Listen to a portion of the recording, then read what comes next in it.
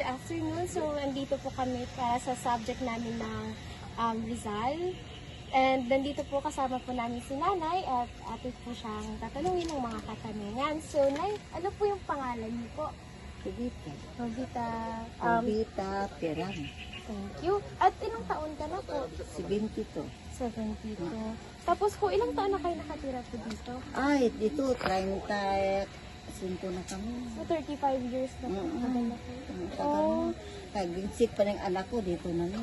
ang tagal na. Oh, Dito ano na akong kayo anak ko, nag-ano? 33 na akong anak, ang bunso ko. Angas. Angas.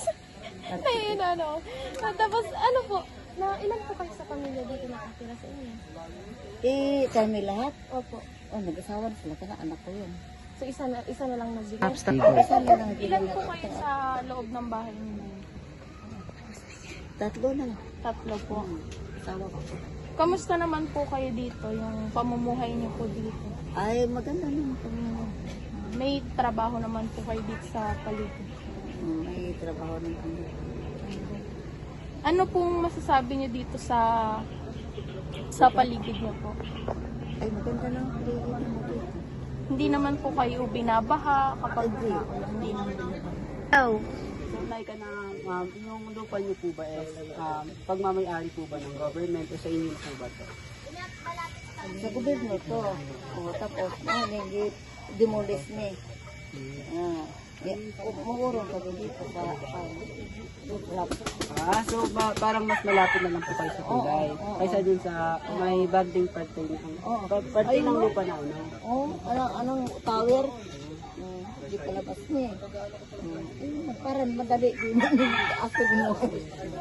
Yung sa tulay niyo na, may balak po ba kayo yung mga residente dito na parang i-improve po ba o wala? Hindi na i-improve. Kung wala may titulo ko. So parang ano na lang siya, yung mga tao na lang gumagawa ng Oo, tulay. mga tao nang gawa.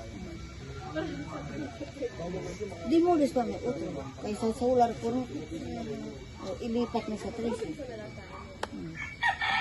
Go! Nay, kapag po ba dinimolish kayo dito, is napaglilipatan po ba sa inyo? At meron po bang ibibigay sa inyo na kabayaran ng gobyerno? Gobyerno may bayad. Lugar ka na, gobyerno may bayad. Lipat na sa 13. Sa likod ng buwan, munisipyo. Opo. Magkano naman po ang ibibigay nila sa inyo kapalit ng i-demolish nila na bahay? 30,000 ra. Bigay sa mga bahay. 30,000 po. Oo. Kada isang pamilya, 30,000 Oo. po. At lahat po kayo ililipat po sa 13. Oo, lahat. Wala ibili. Wala po ngayon po. Okay po. Nay, may mga nakakuha naman po kayong ayuda dito sa 4-piece lang. Wala naman po. Wala rin ayuda. Simula po dati, wala. Oo, wala. Sa Corpus? Opo. Hindi mo po Corpus. Sa government po na DASMA meron po. Mayroon dito. Mayroon. Yung mga anak niyo po, may nakukuha na o wala rin? Wala. Ang pinilit pa. Sabi sa mga dito lang. Kasi sila baba. Pero yung ibang pamilya po dito, nakakakuha sila. Dito? Okay. Kami dito.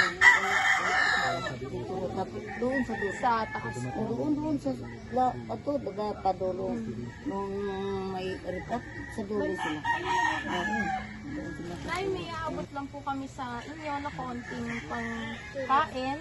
Ito po ay spaghetti set saka tasty po. Maraming salamat. Salamat po sa pagpapa-interview.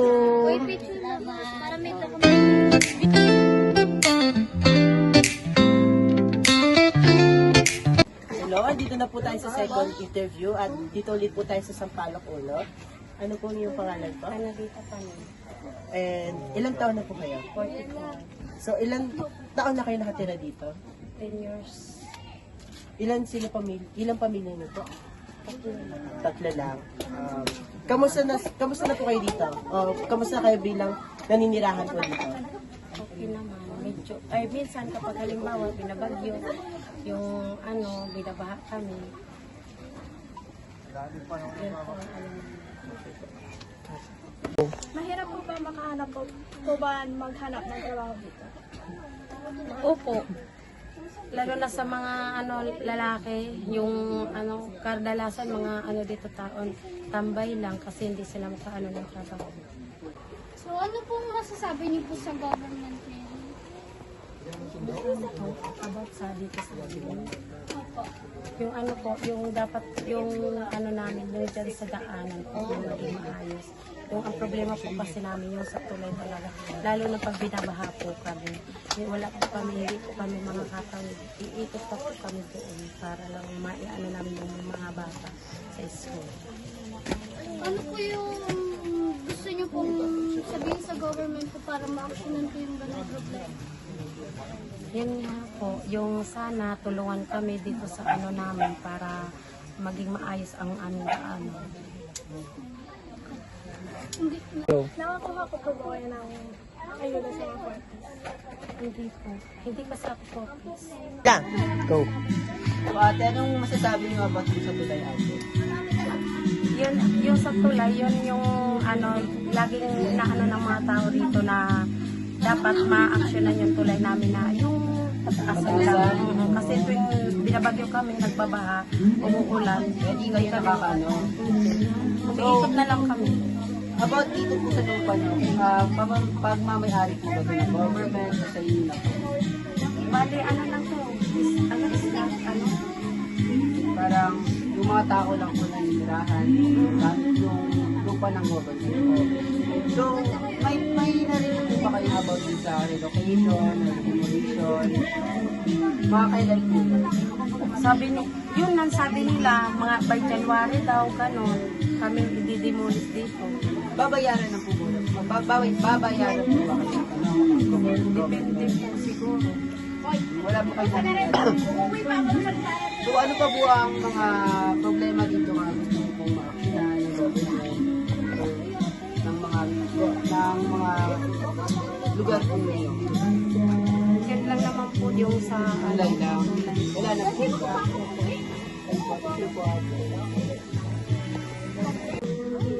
Maraming salamat po sa mag-interview ko at dahil dyan, meron tayong pabahay! Siyempre, meron tayong gift po. Sana mag-enjoy po kayo. Thank you po! Thank you.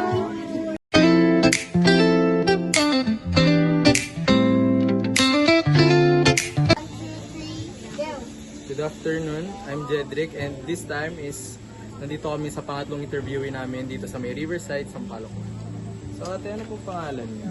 Michelle Francisco. Michelle Francisco. Ilang taon na po kayo? 34 po. Tapos ate, dito sa 34 years na, ilang taon na po kayo nakatira dito sa 8 years na po. 8 years? Kung 2017 din. So nung lumipat kayo dito, ilang kayo sa ano? Ilan kayo sa family? Ngayon? Ito. Ilan pong ano naman?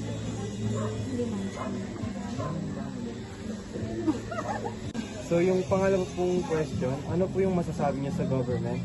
Ano po yung gusto niyong sabihin para po ma-actionan yung mga problema? Tulungan po yung mga kabataan at mga nag-aaral. Pero ano po yung sa ano din sa health. Ayun po.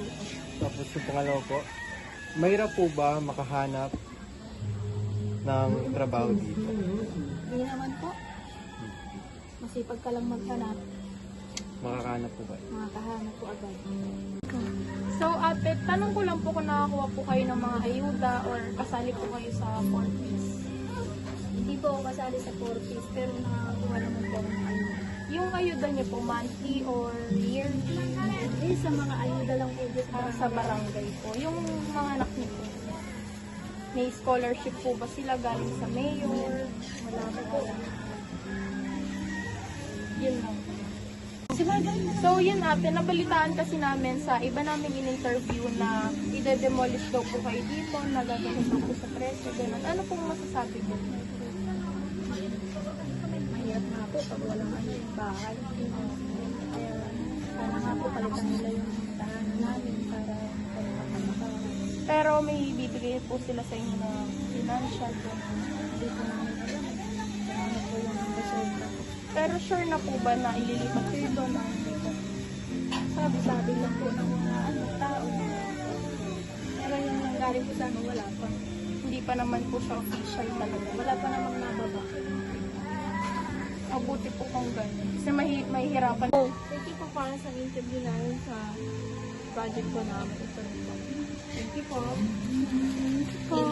Thank you.